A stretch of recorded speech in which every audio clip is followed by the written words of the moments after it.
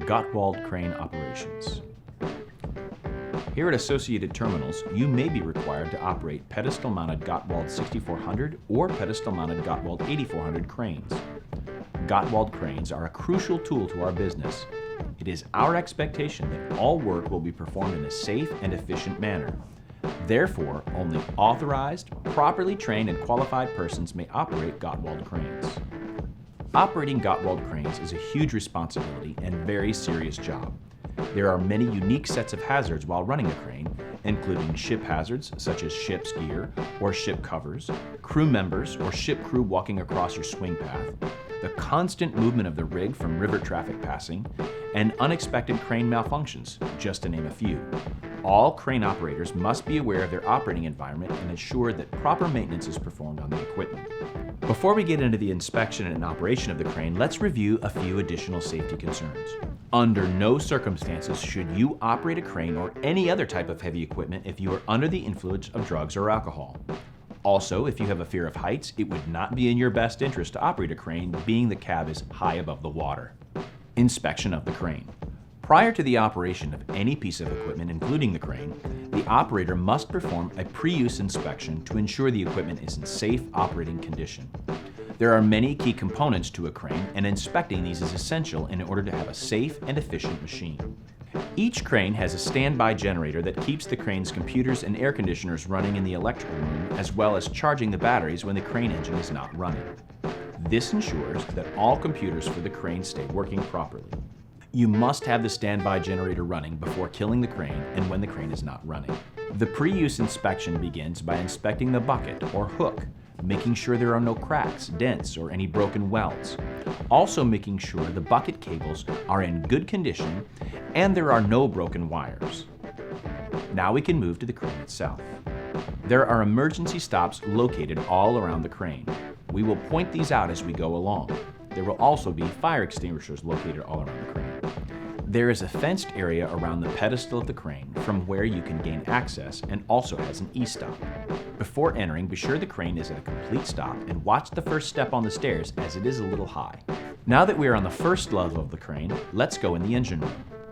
Before entering, make sure the crane is not running and is stationary. First, inspect the air filters for the engine and main generator to assure they are clean. The engine and main generator should be free of fluid residue. Any presence of fluid residue might indicate a leak. And if you find any leaks, report it to your supervisor immediately. Now you want to check all the fluids: fuel, coolant, and engine oil. Ensure all fluids are within the acceptable ranges. If any fluids need to be added, follow the following safety guidelines. You should never smoke while fueling or handling oils, and never leave the fuel, oil, or coolant nozzle unattended. Let's move on to the machinery room. The machinery room is 2 levels. Level 1 consists of a panel box with an e-stop, hour gauges, service key, rigging key, and ignition key. There is also a remote control for booming the crane out of boom rest, and also controls all other crane functions. You will also find the radiator rooms on this level. The radiator rooms can be accessed by a removable door. When checking radiators, make sure all hoses are free of fluid residue and have no cracks or cuts. Make sure all radiator fins are in good condition and clean. Make sure all guards are in place and secured. Now let's go to the second level of the machinery room. First thing you will notice is the gearboxes and parking brakes for the cable drums. Here you will also find another e-stop. Inspect the gearboxes, checking for any leaks around seals and making sure the hoses are not damaged or leaking. Inspect the parking brakes, looking for any breakage in the pads or any scorching on the rotors. Also check for damaged or leaking hoses. As you continue, the next thing you will notice is the hydraulic tank. Make sure it is filled to the proper level and that there are no leaks at the top. Check the hydraulic pumps, making sure there are no leaks around the pumps and the hoses. Next is the red and black grease pumps. Make sure they are filled and have a green light on the lid indicating they are filled to the acceptable ranges. Now let's check the gearbox motors, making sure there are no missing bolts that hold them onto the gearboxes. Also, make sure the plastic covers for checking the motor brushes are securely fastened and not damaged. Now you can check the cables on the drums. Look for broken wires, cables overlapping, or deformations in the cable. The last room to check is the swing room. The entrance to the swing room is directly across from the hydraulic tank and is accessible via entering a swing gate down a straight ladder.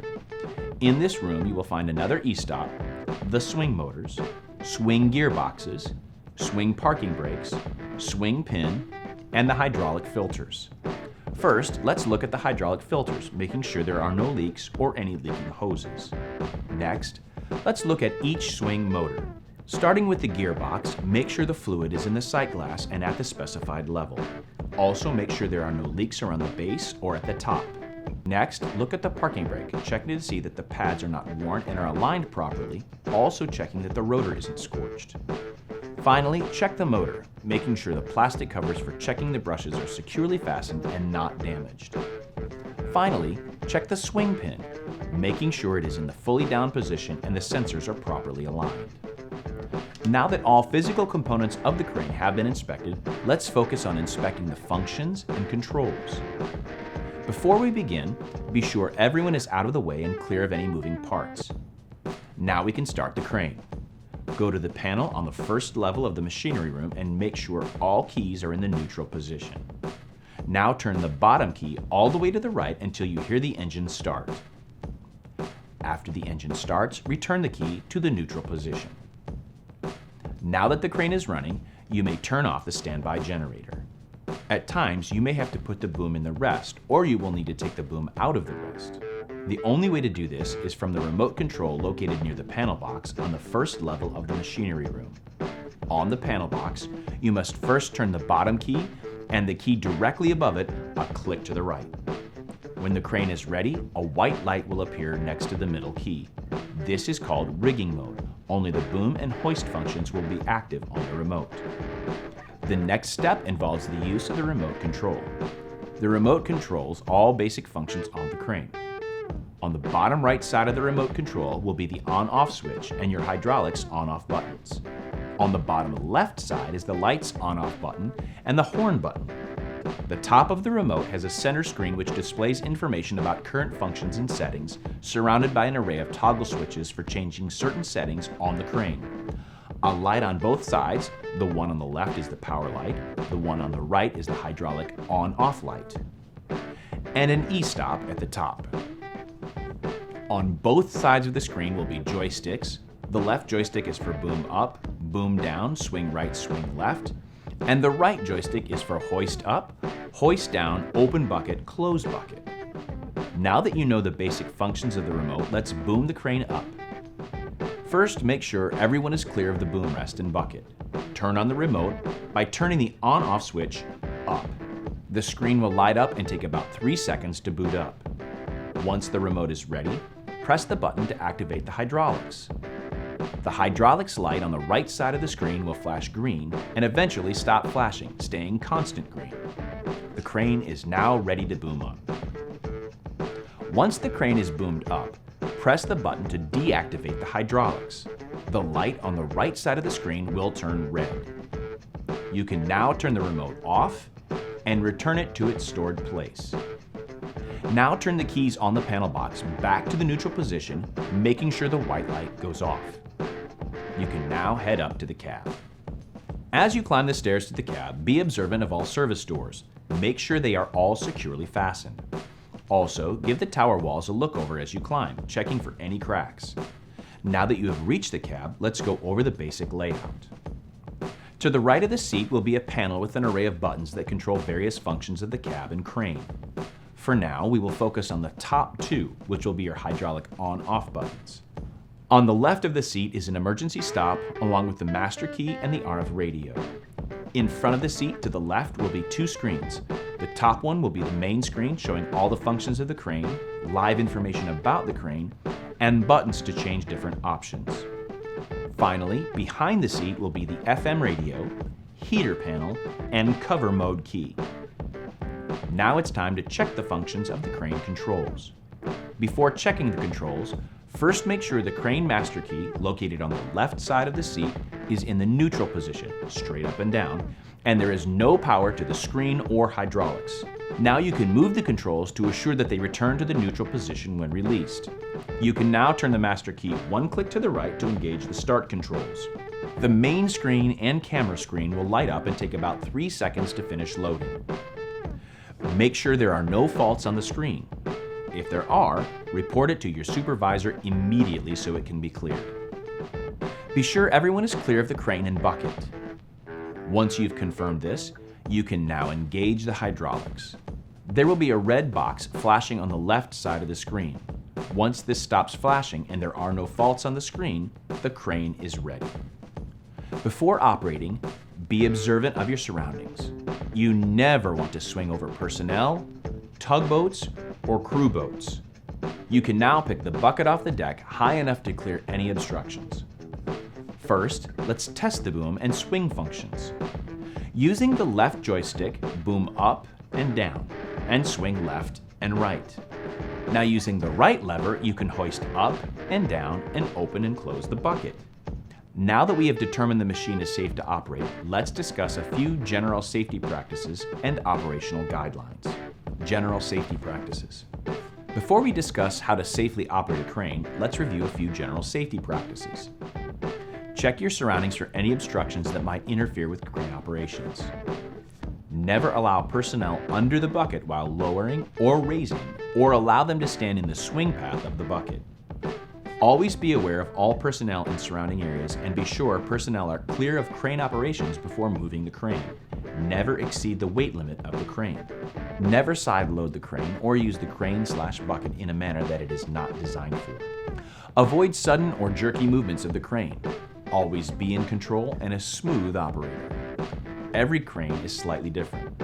Know your crane and familiarize yourself with all its functionalities. Operating a crane. The first and most important step to take before operating the crane is to plan your task.